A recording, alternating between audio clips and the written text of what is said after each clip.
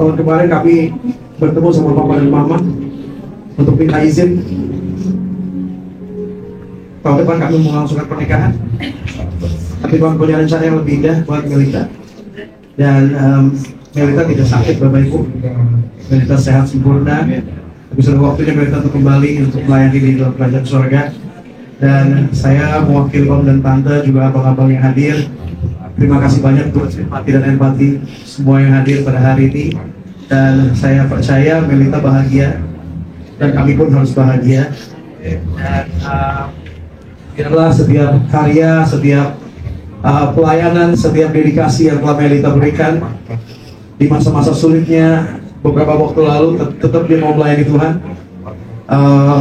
Banyak berdebat, Melita pakai kursi roda.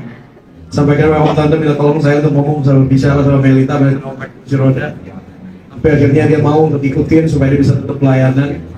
Dan sangat bangga atas dedikasinya buat melayani Tuhan. Dan biarlah sampai nanti, sampai selamanya kita mengenang Melita.